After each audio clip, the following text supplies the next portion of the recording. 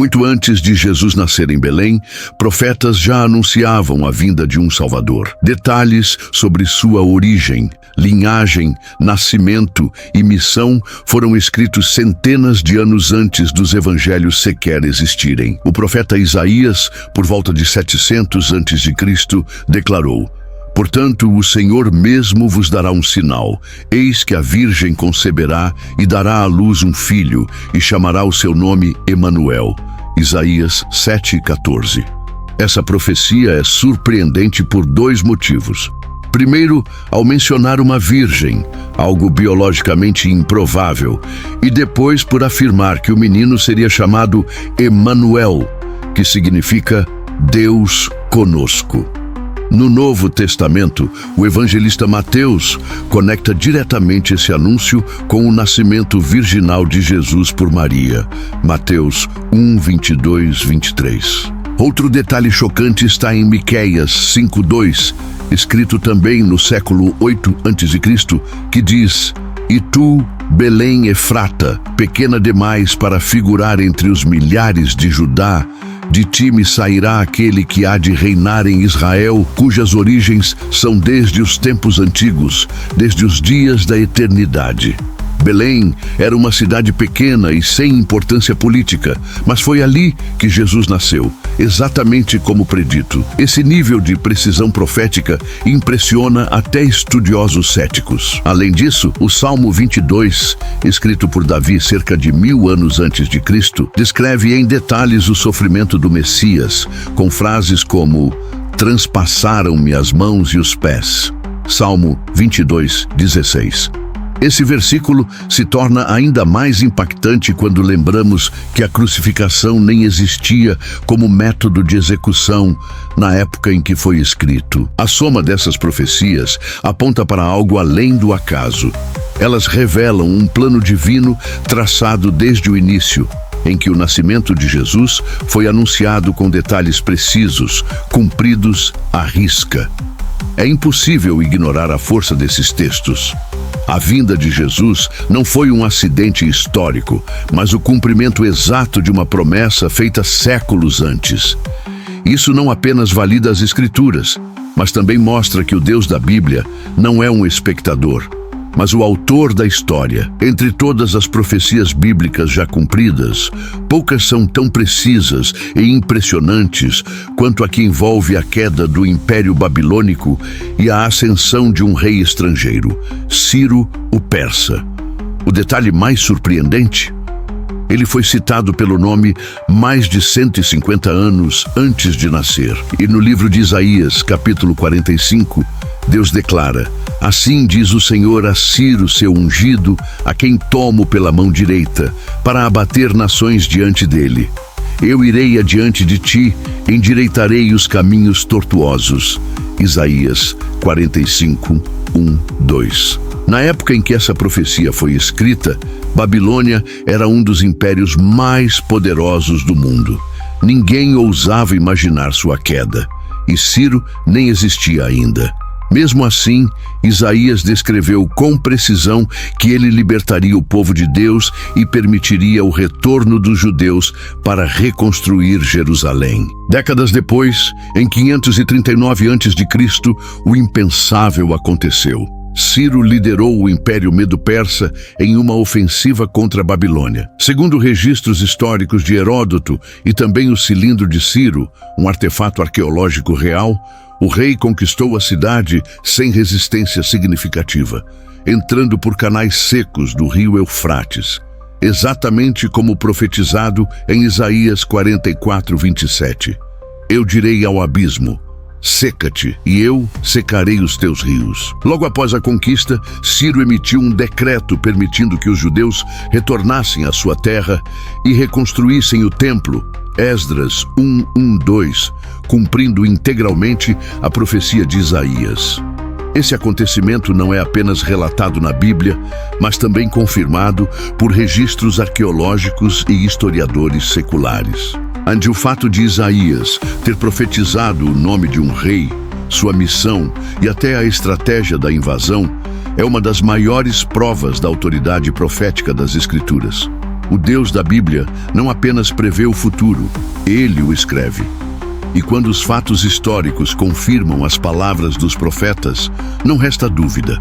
A profecia não é um jogo de sorte, mas uma assinatura divina na história. Entre as profecias mais impactantes do Novo Testamento está a que Jesus fez sobre a destruição do Templo de Jerusalém. Uma profecia que se cumpriu com precisão chocante apenas algumas décadas depois de ser proferida. Durante uma conversa com seus discípulos, estes admiravam a grandiosidade do Templo de Herodes.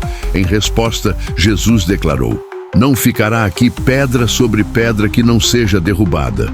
Mateus 24:2. Na época, essa afirmação parecia absurda. O templo era a estrutura mais imponente de Jerusalém, com pedras gigantescas e riqueza incomparável. Era o coração da vida religiosa dos judeus. Mas Jesus não apenas profetizou sua destruição, ele disse que isso aconteceria ainda naquela geração. Mateus 24:34. E assim foi. Em 66 d.C., os judeus iniciaram uma revolta contra o Império Romano. Em 70 d.C., o general romano Tito cercou Jerusalém com seu exército. A fome assolou a cidade. Segundo o historiador Flávio Josefo, mais de 1 milhão de judeus morreram. Os romanos invadiram, queimaram o templo e o destruíram completamente, cumprindo a profecia. Nenhuma pedra ficou sobre a outra. Os soldados, ao verem que o ouro do templo havia derretido entre as fendas das pedras, desmontaram tudo em busca do metal precioso, exatamente como Jesus disse. O que torna essa profecia ainda mais impressionante é o seu contexto. Jesus a proferiu em um tempo de paz, sem sinais evidentes de rebelião ou guerra iminente. E ela se cumpriu com precisão histórica, confirmada tanto por fontes bíblicas quanto por registros seculares, como os de Joséfo. Esse evento não apenas marcou o fim do templo físico, mas também um divisor na história de Israel. E reafirma: as palavras de Jesus não são apenas simbólicas, elas anunciam o real. Quando ele fala, o tempo obedece. A história se curva. Séculos antes de Jerusalém ser destruída, Moisés advertiu o povo de Israel sobre as consequências de sua desobediência a Deus.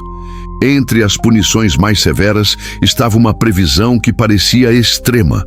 Israel seria arrancado da sua terra e espalhado entre todas as nações da terra. Em Deuteronômio 28:64 lemos: "O Senhor vos espalhará entre todos os povos, desde uma extremidade da terra até a outra, e ali servireis a deuses que não conhecestes."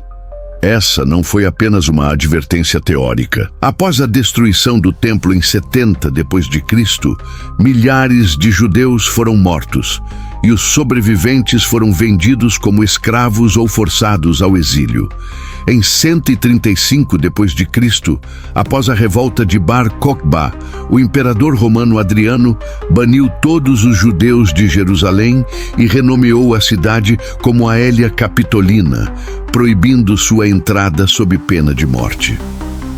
Essa dispersão, conhecida como diáspora, levou os judeus a se espalharem por todos os continentes. Da Europa à Ásia, do norte da África ao Oriente Médio, comunidades judaicas surgiram em lugares onde antes nunca haviam estado. O impressionante é que isso foi anunciado com detalhes nas Escrituras. Em Levítico 26:33, Deus diz: "Espalhar-vos-ei entre as nações, desembainharei a espada atrás de vós. A vossa terra será assolada, e as vossas cidades se tornarão em deserto." E assim foi. Por quase 2 milênios, o povo judeu viveu sem uma nação, mantendo sua identidade, língua e fé em terras estrangeiras. Algo raro na história da humanidade. Essa profecia é mais do que um julgamento. É um sinal. Um lembrete de que Deus cumpre suas palavras. E como veremos no próximo capítulo, o mesmo Deus que anunciou a dispersão também anunciou o retorno. E isso também se cumpriu. O profeta Ezequiel, no capítulo 37, descreveu uma visão impressionante. Um vale de ossos secos que representavam a nação de Israel dispersa, sem vida e sem esperança. Mas Deus, em sua misericórdia, prometeu que traria os ossos de volta à vida. O que parecia um milagre impossível se cumpriu com a restauração da nação de Israel no século XX. A profecia se estendeu por milhares de anos. Durante o exílio, os judeus mantiveram viva a memória de sua terra e esperavam pelo dia em que poderiam retornar. E mesmo nas adversidades mais profundas, como o Holocausto, essa esperança nunca morreu. Em Isaías 11:12, Deus declarou: "E acontecerá naquele dia que o Senhor tornará a mão para resgatar o restante do seu povo, que restar da Assíria, e das cidades do Egito, e de Patros, e da Etiópia, e de Elão, e de Sinear, e de Amate, e das ilhas do mar. E levantará um estandarte para as nações, e congregará os desterrados de Israel, e ajuntará os dispersos de Judá." O primeiro grande retorno começou após a Primeira Guerra Mundial, quando o Império Otomano foi derrotado e a Palestina passou sob controle britânico. Em 1917, a Declaração de Balfour apoiou a criação de um lar nacional para os judeus. Mais tarde, em 1948, Israel foi declarado um Estado independente e judeus de todas as partes do mundo começaram a retornar em massa. Este retorno foi extraordinário. Durante séculos, os judeus foram espalhados por todo o globo, mas o século XX viu o cumprimento da profecia. Como prometido, Deus trouxe o seu povo de volta à terra, algo que parecia impensável. A restauração da nação de Israel, após quase 2 milênios de dispersão, não é apenas um evento político, mas um cumprimento divino. Esse é o tipo de promessa que, quando feita por Deus, não falha. Gostou dessa história incrível? Não se esqueça de deixar o seu like, compartilhar o vídeo com os amigos e se inscrever no canal para não perder nenhum conteúdo. Fiquem com Deus.